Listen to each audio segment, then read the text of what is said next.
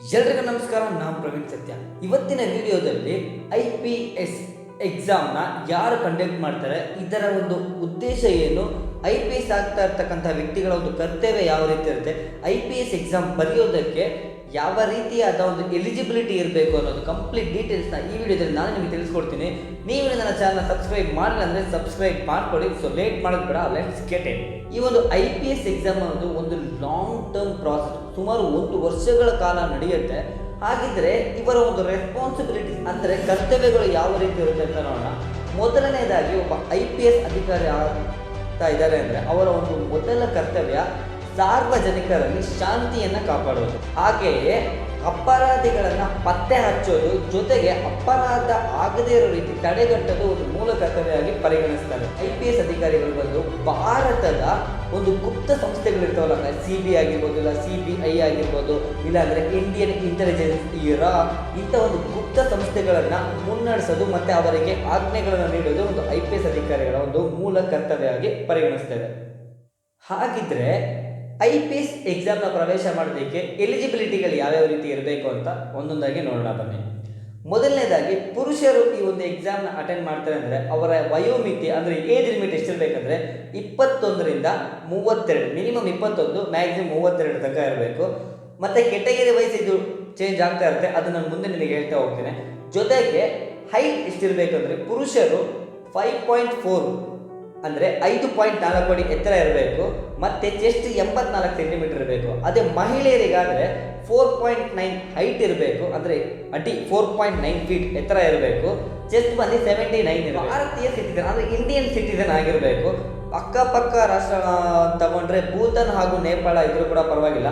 ಹಾಗೆ ನಿಮಗೆ ಒಂದು ಡೌಟ್ ಕ್ರಿಯೇಟ್ ಆಗಿರ್ಬೋದು ಸ್ನೇಹಿತರೆ. ಸಪೋಸ್ ಮೈಗ್ರೇಟ್ ವಲಸೆ ಬಂದಿರೋರು ಬಂದು ಎಕ್ಸಾಮ್ ಅಟೆಂಡ್ ಮಾಡ್ಬೋದು ಅಂದರೆ ಖಂಡಿತ ಮಾಡ್ಬೋದು. ಅದಕ್ಕೂ ಕೆಲವೊಂದು ಟರ್ಮ್ಸ್ ಆ್ಯಂಡ್ ಕಂಡೀಷನ್ ಇದೆ, ನಿಮಗೆ ಸ್ಕ್ರೀನ್ಶಾಟೇ ಹಾಕಿರ್ತೀನಿ ಯಾವ ದೇಶದವರು ಬರಬೇಕು ಅಂತ ಚೆಕ್ ಮಾಡಿ ನೋಡ್ಕೊಳ್ಳಿ. ಪಾಕಿಸ್ತಾನ್ ಕಂಪ್ಲೀಟಾಗಿ ಹೇಳ್ಬಿಡ್ತೀನಿ. ಮೈಗ್ರೇಟ್ ಅಂದರೆ ವಲಸೆ ಬಂದರು ಯಾವ ರೀತಿ ಇದೆ ಅಂದರೆ Burma, Pakistan, Sri Lanka, Kenya, Uganda ಮತ್ತು ಝಾಂಬಿಯಾ ಮತ್ತು ಇನ್ನಿತರ ದೇಶಗಳಿಂದ ಬಂದಿರೋ ವಲಸೆಗಾರರಿಗೂ ಕೂಡ ಭಾರತದಲ್ಲಿ IPS ಎಕ್ಸಾಮ್ನ ಬರೆಯಲು ಅವಕಾಶವನ್ನು ಮಾಡಿಕೊಡ್ತಾರೆ.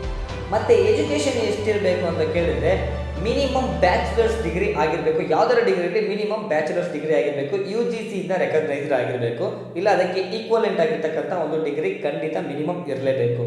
ಇನ್ನು ಏಜ್ ಲಿಮಿಟಿಗೆ ಬಂದರೆ ನಾನು ಮುಂಚೆನೇ ಹೇಳಿದ್ದಲ್ಲ, ಮಿನಿಮಮ್ 21, ಮ್ಯಾಕ್ಸಿಮಮ್ 32 ವಯಸ್ಸು ತನಕ ಇರಬೇಕು. ಇದು ಜನರಲ್ ಕೆಟಗರಿಗೆ ಬರುತ್ತೆ ಸ್ನೇಹಿತರೆ. ಪರಿಶಿಷ್ಟ ಜಾತಿ ಪಂಗಡ ಈ SC ST ಅಂತ ಬಂದರೆ ಮಿನಿಮಮ್ 21, ಆದರೆ ಮ್ಯಾಕ್ಸಿಮಮ್ 32 ಇರಲ್ಲ, 37 ಇರುತ್ತೆ. ಅಪ್ ಟು 5 ಇಯರ್ಸ್ ತನಕ ಅವರಿಗೆ ಎಕ್ಸ್ಟೆಂಡ್ ಇರುತ್ತೆ. ಹಾಗೆ OBC ಅಂತ ಬಂದರೆ ಅವರಿಗೆ ಅಪ್ ಟು 3 ಇಯರ್ಸ್ ತನಕ ಎಕ್ಸ್ಟೆಂಡ್ ಮಾಡಿಕೊಟ್ಟಿರ್ತಾರೆ. ಹಾಗೆ ಜಮ್ಮು ಅಂಡ್ ಕಾಶ್ಮೀರ್ ಸ್ಟೇಟಿಂದ ಬರ್ತಾರಲ್ಲ ಎಕ್ಸಾಮ್ ಬರೋಕ್ಕೆ, ಅವರಿಗೂ ಕೂಡ 5 ವರ್ಷ ಎಕ್ಸ್ಟ್ರಾ ಇರುತ್ತೆ. ಹಾಗೆ ಎಕ್ಸ್ ಸರ್ವಿಸ್ ಮ್ಯಾನ್ ಮತ್ತು ಡಿಫೆನ್ಸಿಂದ ಅವ್ರ ಮಕ್ಕಳೆಲ್ಲ ಇರ್ತಾರಲ್ಲ ಅವರಿಗೂ ಕೂಡ 5 ವರ್ಷ ಎಕ್ಸ್ಟ್ರಾ ಎಕ್ಸ್ಟೆಂಡ್ ವರ್ಷ ಇರುತ್ತೆ. ಸೊ ಬರ್ದು ಕಂಪ್ಲೀಟ್ ಮಾಡ್ಕೊಬೋದು. ಮತ್ತು ಕೆಲವೊಂದು ಅಟೆಂಪ್ಟ್ಸ್ ಇರುತ್ತೆ. ಎಷ್ಟು ಅಟೆಂಪ್ಟಲ್ಲಿ ನಾವು ಇದನ್ನು ಕಂಪ್ಲೀಟ್ ಮಾಡ್ಬೋದು ಅಂದರೆ ಜನರಲ್ ಸ್ಟೂಡೆಂಟ್ಸ್ ಯಾರು ಇರ್ತಾರೆ ಅವರಿಗೆ 6 ಅಟೆಂಪ್ಟ್ ಕೊಟ್ಟಿರ್ತಾರೆ.